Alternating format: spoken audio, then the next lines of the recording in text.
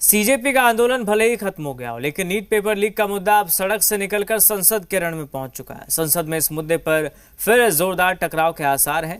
कांग्रेस सरकार को घेरने की तैयारी में है, तो सरकार भी जवाबी रणनीति के साथ पूरी तरह तैयार है। सवाल यही, क्या आंदोलन खत्म होने के बाद संसद का गतिरोध टूटेगा या फिर नीट पर सत्ता और विपक्ष के बीच एक बार फिर महासंग्राम देखने को मिलेगा?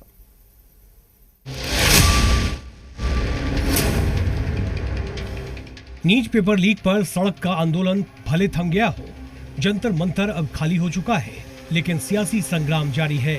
कांग्रेस ने साफ कर दिया है कि पीएम मोदी की माफी तक उसका विरोध खत्म नहीं होगा। ऐसे में सवाल है, क्या सोमवार को भी संसद में टकराव जारी रहेगा? ये सवाल इसलिए क्योंकि 20 जुलाई से जब से मॉनसून सत्र शुरू हुआ है, नीट पेपर लीक को लेकर चल रहे घमासान से संसद के दोनों ही सदन यानी लोकसभा और राज्यसभा में 3 घंटे की कार्यवाही भी नहीं चल पाई। अब जब छात्रों का आंदोलन खत्म हो चुका है, कांग्रेस अभी भी इस मुद्दे पर अटैकिंग मोड में है।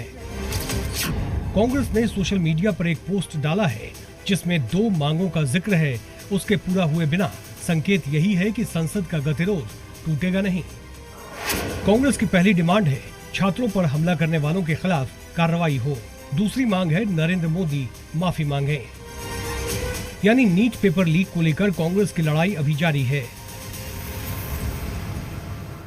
अब महाभारत होगा, कुरुक्षेत्र का मैदान सजेगा और पांडव जीतेंगे। इस कौरी सरकार का अंत होगा।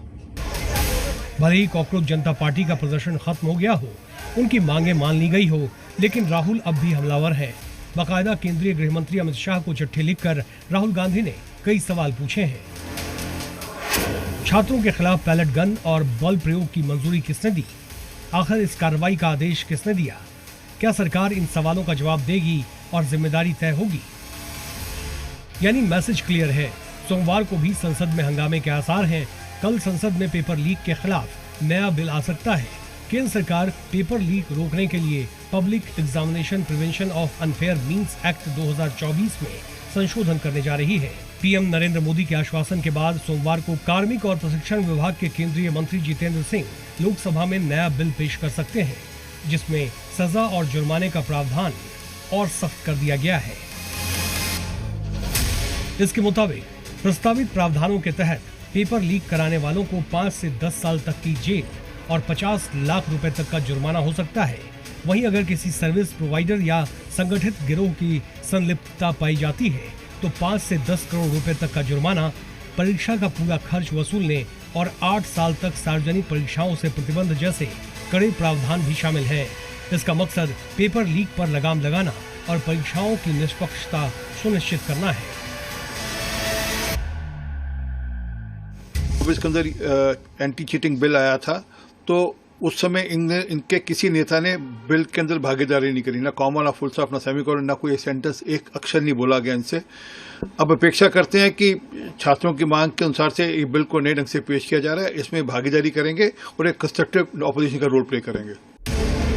अब नजरें सोमवार पर टिकी है। एक तरफ विपक्ष नीट पेपर लीक को लेकर सरकार को घेरने की तैयारी में है, तो दूसरी तरफ सरकार सख्त कानून के जरिए ये संदेश देना चाहती है कि परीक्षा माफिया के लिए अब कोई राहत नहीं होगी। ऐसे में बड़ा सवाल यही है कि क्या नया बिल संसद का गतिरोध खत्म करेगा या फिर नीट का मुद्दा एक बार फिर सदन में सियासी संग्राम की वजह बनेगा? इसका जवाब अब संसद की कार्यवाही में ही मिलेगा। ब्यूरो रिपोर्ट, जी मीडिया।